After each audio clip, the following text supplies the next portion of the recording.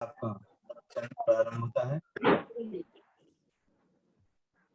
जय जिनेन्द्र सभी को। आत्मानुशासन की कक्षा प्रारंभ करते हैं। सभी हाथ जोड़ देवे। लक्ष्मी निवास निलयम विलीन विलयम निधाय वीरम आत्मानुशासन महम वक्षे मोक्षाय भव्यानाम। जो लक्ष्मी के निलय रूप उन अविनाशी प्रभु को उद्धार ग्रंथ रचूं आत्मानुशासन भव्य जनों को है स्वीकार भव्य जनों को है स्वीकार। यह आत्मानुशासन नामक ग्रंथराज है। आज से लगभग 1300 वर्ष पूर्व आचार्य गुणभद्र देव द्वारा संस्कृत भाषा में इसकी रचना की गई थी और इसमें 270 श्लोक हैं। उन 270 श्लोकों में से हम 208 श्लोक पढ़ चुके हैं और आज हम 209 नंबर का श्लोक पढ़ेंगे। तो इस 209 नंबर के श्लोक को प्रारंभ करने से पहले श्रद्धा जी, आपने रेज हैंड जानबूझ के किया है या गलती से हो रखा है? श्रद्धा जी, आपको अनम्यूट किया है। आप कुछ कहना चाहते हैं, बताना चाहते हैं?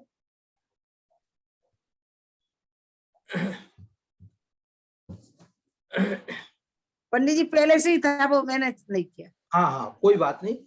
तो देखिए, अपन ने कल जो 208वां श्लोक पढ़ा था उसके बारे में इंदिरा जी बता रहे हैं गुना से। इंदिरा जी, आप बताएं। जय जिनेन्द्र पंडित जी साहब। जय जिनेन्द्र साहब। जय। इस श्लोक में आचार्य देव ये बता रहे, अभी यूट्यूब से ही सुना है, कल भी जरा घर में मेहमान थे। हाँ, कोई बात नहीं। शरीर का ग्रहण जन्म का और त्याग मुक्ति का कारण है। तो आचार्य श्लोक पढ़ती हूँ। यदादाय भवे जन्मी त्यक्त्वा मुक्तो भविष्यति शरीरमेव तत्याज्यम किम शेषहि क्षुद्र कल्पनहि। आचार्य देव कहते हैं कि जिसका ग्रहण जन्म का कारण है और जिसका त्याग मुक्ति का कारण है, ऐसे शरीर को त्याग देना चाहिए और कोई क्षुद्र कल्पनाएं नहीं करना चाहिए। मतलब कहने का तात्पर्य ये है कि शरीर का जन्म होता है तो मरण भी अवश्यंभावी है और जन्म लेने के लिए भी मरण जरूरी है। ये जन्म तो दुख का ही कारण है। इसमें अभी तक हम ये मानते आए हैं कि शरीर है तो सारी सुख भोगने का हमारे पास साधन है, लेकिन यदि हमें ऐसा, जब तक हमें ऐसा आभास होता रहेगा तब तक हम शरीर को के प्रति मोह बना ही रहेगा। इसलिए आचार्य देव कहते हैं कि ये शरीर जन्म लेना दुख का कारण है और शरीर त्यागना मुक्ति का कारण है। इसमें त्याग का मतलब है कि शरीर से मोह त्यागने से आशय है, क्योंकि शरीर त्यागना कोई आत्महत्या से का आशय नहीं है, बल्कि मोह त्यागने से ये तात्पर्य है। शरीर में और क्षुद्र कल्पनाएं मतलब शरीर का जैसे इलाज भी करवा लेते हैं, सब आयुर्वेदिक इलाज करवाया लेकिन फिर ठीक नहीं हुआ, डॉक्टर ने भी मना कर दिया, तो ऐसा सोचते हैं चलो एलोपैथी करवा के देख लेते हैं, बाद में प्रायश्चित कर लेंगे। दूसरे लोग भी ऐसी प्रेरणाएं देते हैं। तो इस तरह की हमें व्यर्थ की कल्पनाओं में नहीं उलझना चाहिए, क्योंकि आयु पूर्ण होने पर तो शरीर छूटेगा ही, पर छूटने के पहले ही हम उसका मोह छोड़ दें तो ये हमारे लिए सार्थकता होगी जीवन की। बहुत अच्छा बताया आपने, बहुत बहुत धन्यवाद इंदिरा जी। आप बहुत ध्यान से सुनती भी हैं और बताती भी हैं, और कभी आपका छूट जाता है तो आप YouTube से भी सुन करके वापस उसको अपडेट कर लेती हैं। ये बहुत अच्छी बात है। आपसे हमें भी प्रेरणा लेनी चाहिए कि कभी अपन नहीं सुन पाए कुछ हो तो अपने को YouTube वगैरह से सुन करके, इसका रिकॉर्डिंग का यही तो लाभ है कि अपन बाद में भी कभी अगर छूट जाए तो बाद में भी सुन सकते हैं, और कोई बात अपनी छूट गई हो, उस समय ध्यान नहीं रहा हो, तो भी दोबारा सुनने पर अपने को लाभ होता है। तो देखिए अभी अपन 209 नंबर के श्लोक को पढ़ते हैं। ये भी बहुत ही प्यारा श्लोक है। ये 209 नंबर का श्लोक आपकी स्क्रीन पर आ चुका है। ये भी छोटा सा एक अनुष्टुप छंद वाला ही श्लोक है। देखिए मैं इसे पढ़ता हूं यहां से। नयेत् सर्वा शुचि प्रायः शरीरमपि पूज्यताम् सोप्यात्मा येन न स्पृश्यो दुश्चरित्रम धिगस्तु तत् महामलिन तन फिर भी इसे दिलाता है पद पूज। धिक है दुश्चरित्र इस तन का चेतन को करता अस्पृश्य। क्या कह रहे आचार्य गुणभद्र देव इस 209 नंबर के श्लोक में? तो जैसा कि इसका शीर्षक है, शरीर के कारण जीव भी अस्पृश्य हो जाता है। मतलब येन केन प्रकारेण आचार्य देव हमें शरीर के मोह को छुड़वाना चाहते हैं और इसीलिए इसका जो कच्चा चिट्ठा है उसे खोल के हमारे सामने रख रहे हैं कि देखो ये शरीर कैसा है। तुमने कभी विचार किया कि ये शरीर के कारण जीव भी अस्पृश्य हो जाता है? कैसे हो जाता है, क्या हो जाता है, उसकी चर्चा अभी अपन करेंगे। एक बार इसका सामान्य अर्थ समझते हैं कि नयेत मतलब ले जाता है, प्राप्त करा देता है, कर देता है। कैसा कर देता है, किसको कर देता है, कौन कर देता है?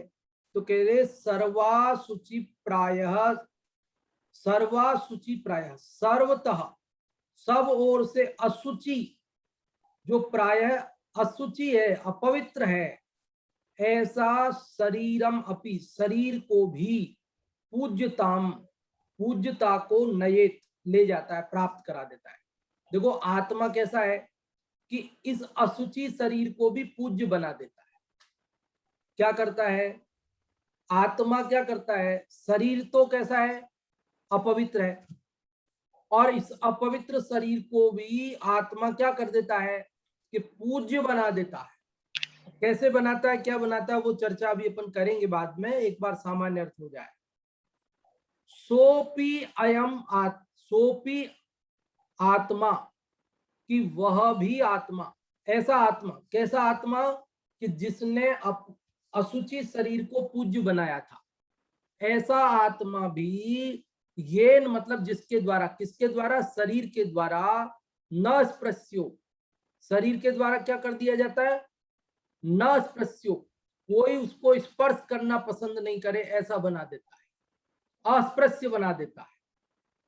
दुश्चरित्रम धिगस्तु तत्, दुश्चरित्र, ये जो दुश्चरित्र है, खोटे चरित्र वाला है शरीर, इसको धिक्कार अस्तु हो, तत् मतलब उसको, किसको, शरीर को, उस शरीर को धिक्कार हो। देखो इसका अर्थ क्या है आप समझें। ये बता रहे हैं कि आत्मा तो शरीर का उपकार करता है और शरीर आत्मा का अपकार करता है, इसलिए शरीर क्या है, दुश्चरित्र है, खोटा है, इसलिए इसको धिक्कार हो। देखो लोक में क्या होता है कि कोई का हम भला करते हैं और वो हमारा बुरा करता है, तो वो लोग क्या करेंगे, हम उससे दोस्ती कितने दिन रखेंगे, उसको भला कब तक जानेंगे। अरे जिसका हम भला करते हैं और वो हमारा उल्टा बुरा करे तो हम कहेंगे वो तो दुश्चरित्र वाला है और हम उससे संबंध तोड़ लेंगे। तो यहाँ आचार्य गुणभद्र देव कह रहे, लोक में तो जो तुम्हारा अपकार करता है, तुम जिस पे उपकार करते हो और वो तुम्हारा उपकार नहीं करके अपकार करता है, तो तुम तुरंत कट्टी कर लेते हो उससे। और यहाँ ये शरीर का तुम उपकार करते हो और ये शरीर तुम्हारा अपकार करता है, अपकार मतलब बुरा, उपकार मतलब भला। तुम तो शरीर का भला करते हो, अच्छा करते हो, और शरीर तुम्हारा बुरा करता है।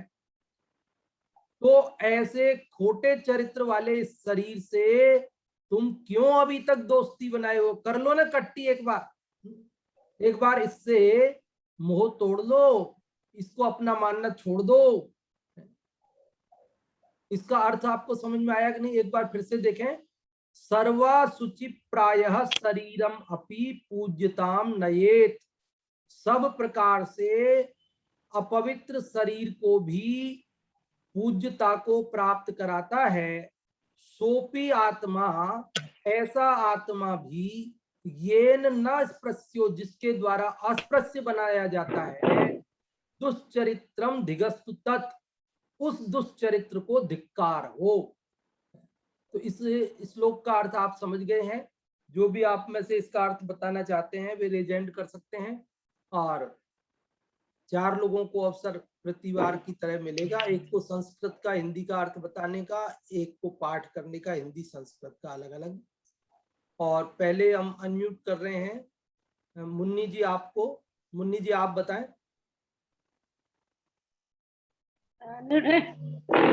जय जयंत पंडित जी। हाँ जी, जय जिनेन्द्र। महामलिन तन फिर चेतन इससे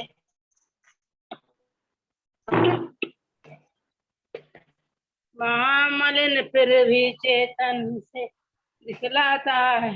वो सांस भर रही है आज मुझे। दिखे दिखे है दुष्चरित्र करता है, सांस भर रही है। हाँ कोई बात नहीं, कोई बात। सांस सांस सांस सांस बहुत ज्यादा सांस हो रही है मुझे। तो और इसमें किसी ये को बताया है कि ये महामलिन तन है। हाँ। ये चेतन का अपकार करता है और चेतन इसको उपकार करता है। क्यों करता है उपकार? तो देखो संयम धारण करेगा तो मोक्ष पद को प्राप्त करेगा। चेतन तो उपकार करता है और ये अपकार करता है। दिख है दुष्चरित्र तन को, इस दुष्चरित्र को धिक्कार कहता है। इस शरीर को धिक्कार है इस शरीर को के इस शरीर को धिक्कारा है। तन का चेतन तो करता है स्पर्श। इस शरीर को स्पर्श मतलब छू भी नहीं सकता। जैसे नीच गति में पहुंच जाए ये शरीर तो अपन छूना पसंद नहीं करते इसको। इस शरीर से इतना स्पर्श है और आत्मा उसमें भगवान विराजमान है। तो अपन इसमें बताया है कि ये अपकार करता है और ये आत्मा इस पे उपकार करता है। महामलिन फिर भी चेतन इसे दिलाता है पद, कुछ पद दिलाता है को, तब भी ये उससे उपकार करता है। हाँ जी, आपने अच्छा प्रयास किया, धन्यवाद आपके लिए। और अभी हम अनम्यूट कर रहे हैं सुमित जी की आईडी को। सुमित जी आप में से जो भी बताना चाहते हैं, क्या बताना चाहेंगे आप? हाँ जी, जय जिनेन्द्र जी। मैं संस्कृत प्रयास करता हूँ मैं। हाँ जी। सर्वा शुचि प्राय, यानी कि सभी प्रकार से जो अशुचि है प्राय, वह शरीर भी पूज्यता यानी पूज्यता को प्राप्त होता है इस आत्मा के संयोग से। लेकिन यही आत्मा आत्मा ये न स्पृश्य, यानी कि यह आत्मा अस्पृश्य हो जाता है उस चरित्र शरीर के कारण। तो इस प्रकार वो जो दुष्चरित्र शरीर है उसको धिक्कार यहाँ पर बताया गया है। हाँ जी, बहुत अच्छा सुमित जी आपने बताया। और अब पाठ करने के लिए आमंत्रित करते हैं जो भी आप में से संस्कृत या हिंदी का पाठ करना चाहते हैं। और पहले हम अनम्यूट करते हैं पाठ करने के लिए लिपि जैन को। लिपि जैन आप किसका पाठ करेंगी? नयेत् सर्वाशुचि प्रायः शरीरमपि पूज्यताम् सोऽप्यात्मा येन न स्पृश्यो दुश्चरित्रं धिगस्तु तत्। बहुत अच्छा आपने पाठ किया लिपि जी संस्कृत का। और हिंदी वाले के पाठ के लिए हम अनम्यूट कर रहे हैं अंगूरी जी आपको। आप हिंदी वाले का पाठ करें। जय जिनेन्द्र पंडित जी। हाँ जी, जय जिनेन्द्र। महामलिन तन फिर चेतन इसे दिलाता है पद पूज। धिक है दुश्चारित इस तन का चेतन को करता स्पर्श। हाँ जी, बहुत अच्छा आपने किया। चेतन को करता अस्पृश्य। अर्थ बता। हाँ बता दीजिए भले। इसमें ये बताया है कि महामलिन तन है, ये शरीर है, अशुचि है, अपवित्र है, महामलिन है। नव द्वार से घिनापनी वस्तु बहती हैं, और चेतन इसे दिलाता, लेकिन ये जो आत्मा है इसे ऊंचे ऊंचे पद दिलाता है, संयम आदि धारण करके, और इसका उपकार मुनि पद धारण करके और देवों और मनुष्यों में इस शरीर को बना देता है, पूजनीय हो जाता है। लेकिन वह शरीर इसको नरक गति, निगोद, तिर्यंच आदि गतियों में घुमा करके इसको चांडाल आदि के शरीर में प्रवेश करा करके इसको अपवित्र कर देता है, अर्थात निंदनीय बना देता है। इससे, क्योंकि जो उपकार करता है वह तो उपकार ही करता है, और जो मतलब अपकार करता है दूसरी का उसी बुराई करता है। जैसे सर्प को कितना भी दूध पिलाओ तो वो जहर ही उगलेगा। इसलिए हमें ये शिक्षा लेना चाहिए कि हमें किसी के उपकार को उपकार मानना चाहिए, उसके उपकार का बदला अपकार में नहीं चुकाना चाहिए। हाँ जी, बहुत अच्छा आपने बताया, धन्यवाद आपके लिए। देखिए, इस श्लोक के भाव की थोड़ी चर्चा करते हैं अपन। और एक तो इन सभी जो श्लोक चल रहे हैं अभी आजकल, इन सभी श्लोकों का एकमात्र उद्देश्य ये है कि हम अपने शरीर के प्रति ममत्व का त्याग कर सकें। हमने अनादि से इस शरीर के प्रति मोह किया है, इसे अपना माना है, इसे भला जाना है, और इसीलिए बार बार यह शरीर मिल जाता है। आयु पूर्ण होने पर एक छूटता है किंतु नया मिल जाता है, और शरीर से जन्म और मरण का क्रम बराबर बना रहता है, और संसार परिभ्रमण चालू रहता है। इसलिए आचार्य गुणभद्र देव हमें कहते हैं कि भैया, इस देह का जो बीज है, इस शरीर का मोह, उस मोह को आप त्यागिए। और मोह का त्याग करने के लिए वे हमें तर्क से, युक्ति से, आगम से और लोक पद्धति से हर तरह से समझाते हैं, अलग अलग ढंग से श्लोकों में समझाते आ रहे हैं। और आज इस श्लोक में वे बता रहे हैं कि देखो भाई, लोक में कोई व्यक्ति जिसका आप उपकार करते हो और वह यदि आपका अपकार करे तो आप उससे शीघ्र ही ममत्व त्याग देते हो, शीघ्र ही उससे दोस्ती छोड़ देते हो, है ना। तो यह शरीर अनादि से जिसका तुम उपकार करते रहे, यह तुम्हारा अपकार करता रहा है। इसलिए तुम अज्ञानी बनकर अनादि से मोह करते रहे हो। अब समझदार बनो और इस शरीर से मोह का, ममत्व का त्याग करो, ताकि पुनः शरीर धारण न करना पड़े और अशरीरी सिद्ध दशा की प्राप्ति हो जाए। अब इस श्लोक में जो बात बताई गई है उसको हम 5 बिंदुओं के माध्यम से समझ सकते हैं। पहला बिंदु तो ये कि यहाँ पर शब्द आया कि सर्वाशुचि प्रायः, सर्वाशुचि प्रायः शरीरम। तो पहली बात तो हम ये समझें कि ये शरीर सर्वतः अशुचि है। पहली बात क्या समझें, ये शरीर कैसा है, सर्व प्रकार से अशुचि है, अपवित्र है। ये बात तो आप और हम अच्छी तरह जानते ही हैं कि शरीर कितना मलिन है, और इसके लिए हम लगभग सभी कवियों की अशुचि भावना को यदि टटोलें तो हमें इस शरीर की अशुचिता का भान हो जाएगा। और वैसे भी हम प्रतिक्षण महसूस करते ही हैं कि शरीर कितना मलिन है।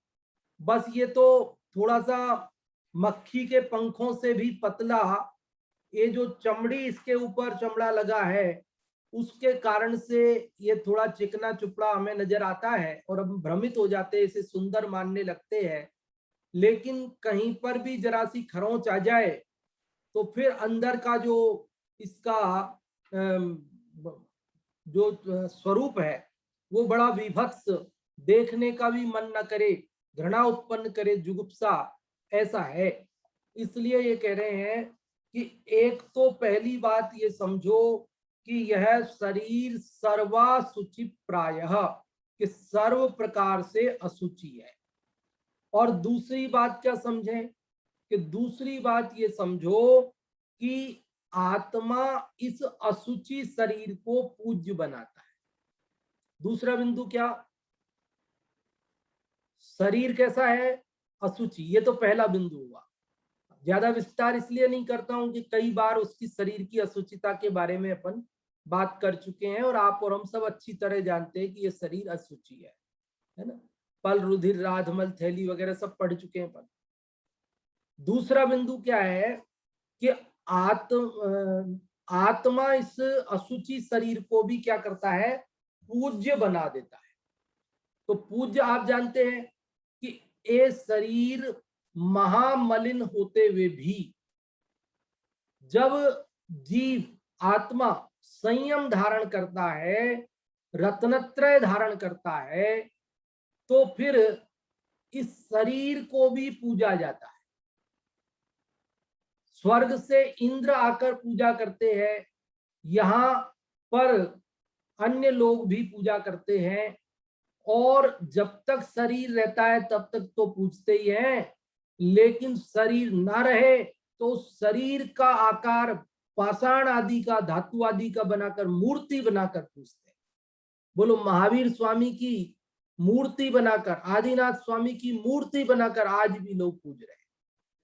उनके शरीर को तो संयम धारण करने के बाद पूजा ही था। मुनिराजों को हम पूजते ही हैं, जबकि वे आजीवन अस्नान व्रती होते हैं। अंदर जो शरीर मलिन है वो तो है ही, लेकिन बाहर से भी मलिन हो जाता है।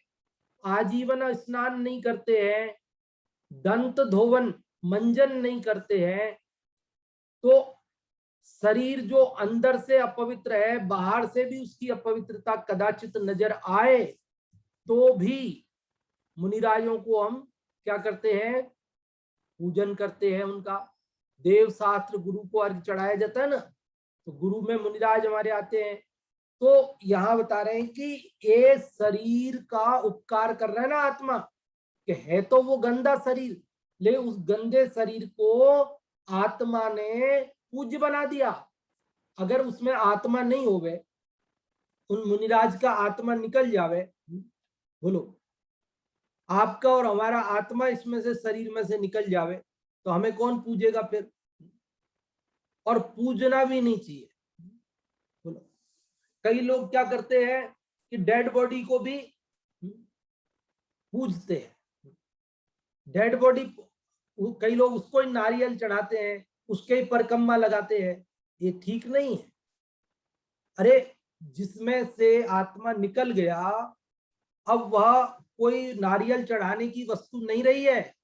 पूज्य तो आत्मा था, आत्मा की वजह से शरीर पूजा जा रहा था, लेकिन आत्मा निकलने के बाद भी लोग शरीर को पूजते रहते हैं, और शरीर को पूजते रहते, शरीर की मूर्ति बना के पूजते रहते, उसकी फोटो का आदर करते रहते हैं।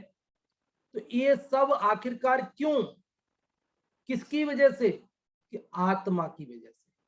ये सब शरीर का सत्कार भी कर रहे हैं तो किस वजह से कर रहे हैं? कि आत्मा की वजह से।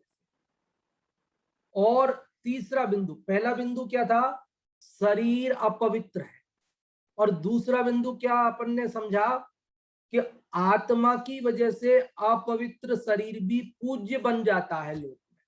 और तीसरी बात कि ये जो आत्मा शरीर को मलिन होने पर भी पूज्य बनाता है, शरीर उस आत्मा को ही अपूज्य बना देता है, शरीर उस आत्मा को ही अस्पृश्य बना देता है। कैसे बना देता है?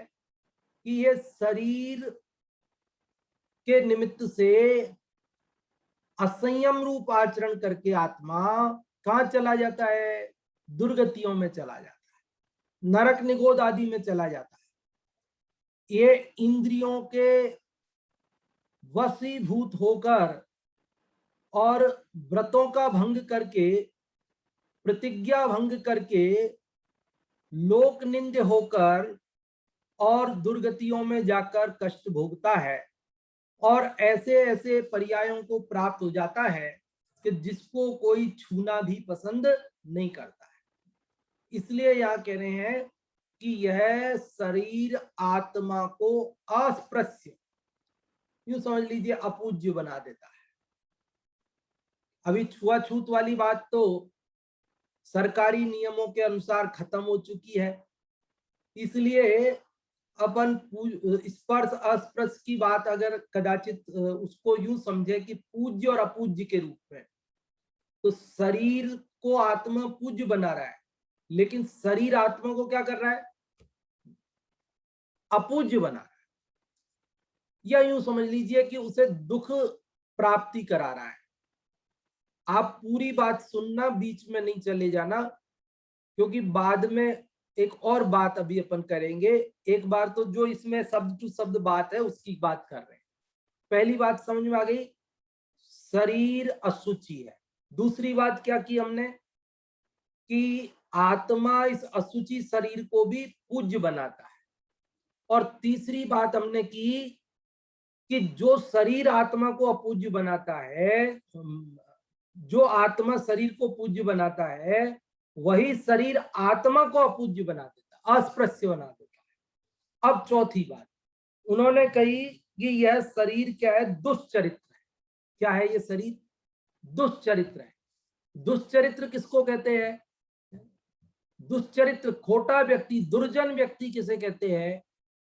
कि जिसका उपकार करने वाले का ही वह अपकार करता है, जो उसका भला करता है उसी का वो बुरा करता है, तो वह निश्चित रूप से लोक में और शास्त्र में दुर्जन या दुष्चरित्रवान ही कहा जाएगा। तो यहां आत्मा शरीर का उपकार कर रहा है, उसे पूज्य बना रहा है, और शरीर आत्मा को अपूज्य अस्पृश्य बना रहा है, अपकार कर रहा है, तो वह शरीर कैसा हो गया? दुष्चरित्र। समझ में आती है बातें? बोले अपन हाँ, हम कहा जहां हमारा उपयोग, हम कैसे, जैसे हमारे भाव, अशुभ में अटकना नहीं, जाना नहीं, और शुभ में अटकना नहीं, और शुद्ध से भटकना नहीं। तो यहाँ अपन ने अभी 4 बिंदुओं की चर्चा की। पहला बिंदु क्या था? शरीर अशुचि है। दूसरा बिंदु क्या समझा? कि ऐसे अशुचि शरीर को भी आत्मा पूज्य बनाता है। तीसरा बिंदु हमने पढ़ा कि जो आत्मा शरीर को पूज्य बनाता है अशुचि होने पर भी, वह शरीर आत्मा को अपूज्य बनाता है, अस्पृश्य बनाता है।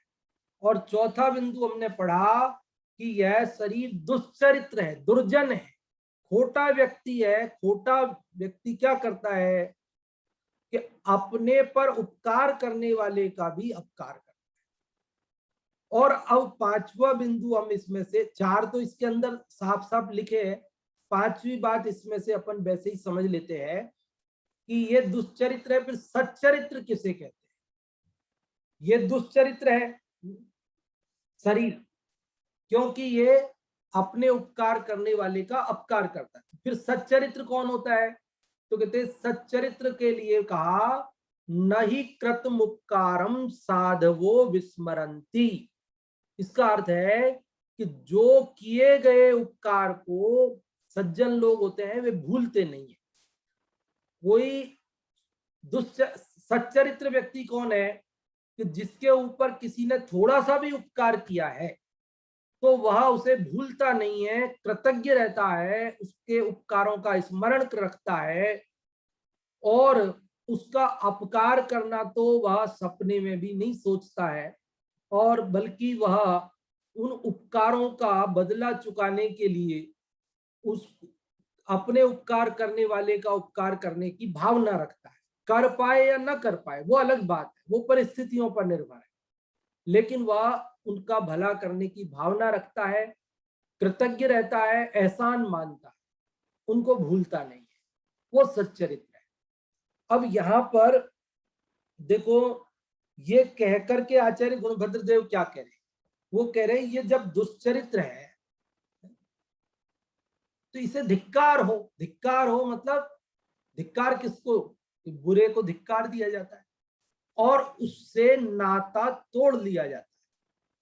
जिसको धिक्कार देते हैं क्या करते हैं कि भैया तुम अब हमारी नजरों में मत आना, हमें तुम्हारे साथ रहना पसंद नहीं है। तो आचार्य गुणभद्र देव कह रहे इस शरीर से भी कह दो कि तुझे धिक्कार है, अब तू मुझे नहीं चाहिए, मुझे तेरा साथ पसंद नहीं है, अब तक रहे सो रहे, अब हम साथ में नहीं रहेंगे। तो इस शरीर से मोह तोड़ने के लिए, ममत्व तोड़ने के लिए ये सारी की सारी बात कही गई। देखो शब्द सा तो बात यह है, लेकिन इसमें से यदि थोड़ी सी बात अपन जो समझें कि ये कह रहे शरीर दुश्चरित्र है, शरीर जो है आत्मा को अस्पृश्य बना देता है। तो अगर अपन खरेखर निश्चय से वास्तविक बात करें तो शरीर तो जड़ है,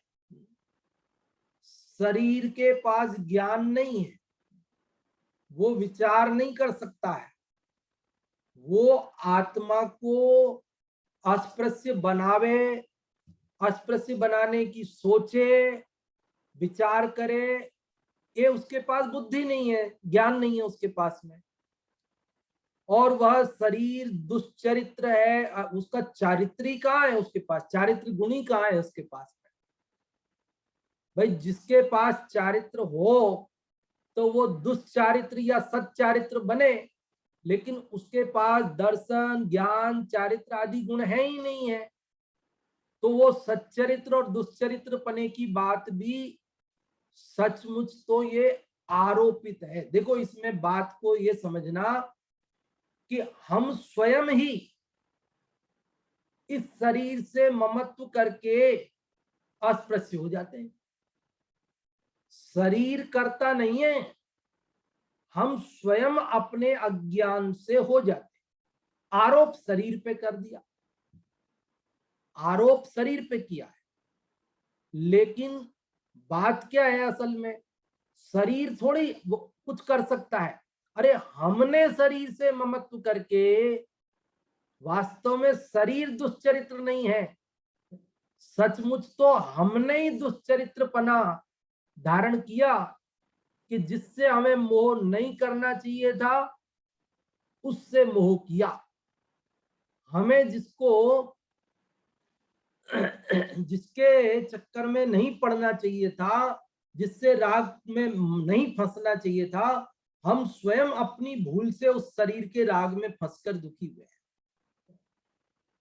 बोलो शरीर थोड़ी कुछ कर सकता है, बल्कि हम स्वयं ही करते हैं। हम अपने अज्ञान से, अपने मोह से, अपनी मिथ्या मान्यता से दुखी हुए हैं। तो अब हमें क्या करना, अब हमें इस शरीर से ममत्व त्यागना, मोह त्यागना, इसे अपना मानना छोड़ना, तो हम सच्चरित्र हो जाएंगे। शरीर भी सच्चरित्र कहलाएगा, फिर क्या है उसको, उसका क्या, जब हमको कोई कष्ट नहीं होगा तो फिर इस पर दोष भी नहीं आएगा, इस पर आरोप नहीं आएगा। अब आप कह सकते हैं कि यदि ऐसी बात है कि शरीर ने नहीं किया हमें अस्पृश्य, हम ही हुए हैं, और शरीर दुश्चरित्र नहीं है, वास्तव में हमने ही इससे राग मोह करके हम दुश्चरित्र हुए हैं, तो फिर आचार्य भगवान ऐसे सीधे सीधे ही कह देते ना कि तुम दुश्चरित्र हो, तुमने जो है इससे राग करके और अस्पृश्य हुए हो। भैया बुरा मान जाते आप सीधे सीधे आपको कहते तो उन्होंने तो हमारी लाज रख ली, हमें ये कह दिया कि देखो ये शरीर ने अस्पृश्य बनाया है, शरीर दुश्चरित्र है। लेकिन समझदार के लिए इशारा काफी है कि अब शरीर बेचारा क्या करे, कर्म बिचारे कौन भूल मेरी अधिकाई, अग्नि सहे घन घात लौह की संगति पाई। अब बताओ ये शरीर क्या करे, कर्म क्या करे, गलती तो मेरी है भैया। समझ रहे हैं बात को? तो समझदार व्यक्ति को अन्योक्ति में ऐसा अन्य के माध्यम से बात समझाई जाती है। समझदार समझाने वाले व्यक्ति और समझदार व्यक्तियों को तरीके से समझाते हैं लोग। देखो, अगर बहू को कोई बात कहनी हो तो समझदार सास बहू को नहीं कहती, बेटी को कहती है। बेटी को कहती है तुम 7 बजे सोकर उठती हो, ये अच्छी बात नहीं। बहू से कह दे तो अभी झगड़ा हो जाए घर में। तो समझदार सास क्या करती है, बहू से नहीं कहती, बेटी से कहती है कि बेटा तुम 7 बजे तक सोती रहती हो, ये अच्छी बात नहीं है। अब बहू तो घर में सुन ही रही है ना, बेटी से कह रही है तो बहू समझ गई है, समझदार है तो, कि जो माँ अपनी बेटी को ही ये कह रही है 7 बजे नहीं सोने दे रही है, जल्दी उठने के लिए बोल रही है, तो इसका मतलब मेरे को भी जल्दी उठने के लिए बोल रही है। और समझदार समझ जाती है, और कदाचित न समझे तो झगड़ा तो नहीं होता घर में, क्योंकि अब झगड़ा तो नहीं कर सकती ना, वो कुछ कह तो नहीं सकती कि मम्मी जी आपने ऐसे कैसे कहा। वो कह देगी कि मैं तो मेरी बेटी को कह रही हूँ आपको कुछ कहा, आप तो सो 9 बजे तक सो, हमें क्या। झगड़ा तो नहीं होगा घर में क्या। और समझदार हो समझ जाएंगे। तो ऐसे यहाँ पर आचार्य गुणभद्र देव हमें शरीर को नहीं समझाना है, किसको समझाना है, आत्मा को समझाना है। शरीर अचेतन है, उसके कछु ज्ञान नहीं, इच्छा नहीं। ये ज्ञान, इच्छा, समझ सब अपने पास है, और हमने इसका दुरुपयोग करके इस शरीर को भला जानकर इससे मोह करके अनादि से अस्पृश्य दशाओं को, कुयोनियों को, कुगतियों को प्राप्त किया है। इसलिए यहाँ कह रहे भैया अब ये करो कि इस शरीर के मोह को त्याग करो, और ताकि तुम्हें दुर्गतियों में न जाना पड़े और अशरीरी सिद्ध दशा की प्राप्ति हो जाए। ऐसा पहले तो बड़े बड़े राजा होते थे ना, अब राजा गलती करे तो किसकी हिम्मत है उसे समझाने की, बताओ। अब कोई उससे कह सकता है आप ये गलत कर रहे हो, और कोई कह देवे और राजा को गुस्सा आ जाए, फांसी पे चढ़ा दे, क्या कर लो, कुछ नहीं कर सकते।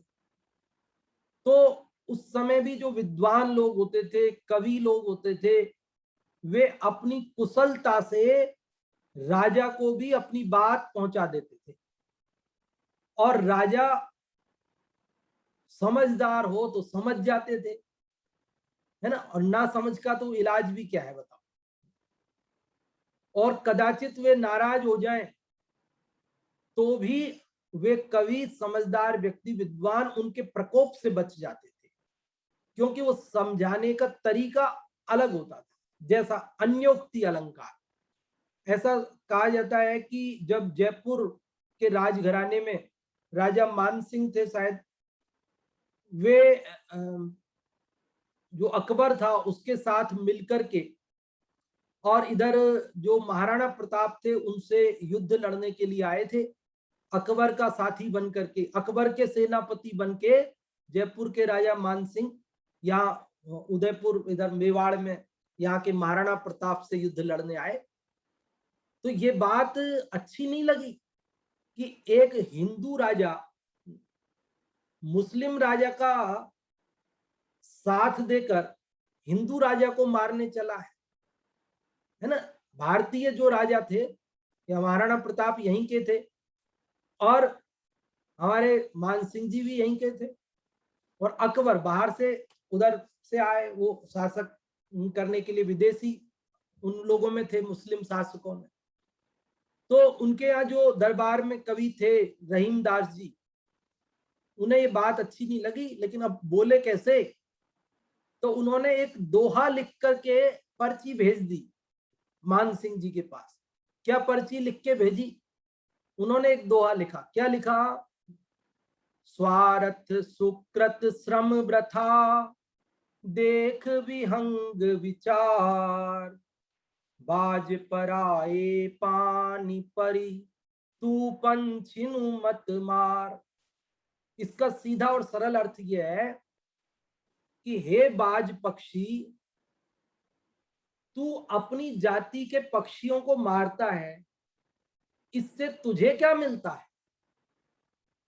भाई जो शिकारी लोग होते हैं ना, बाज को पाल लेते हैं और वो बाज चिड़ियाओं वगैरह को मार मार के गिराता है, और उन सब मरे हुए पक्षियों को कौन ले लेता है? वो शिकारी अपने थैले में रख लेता है, खा जाता है।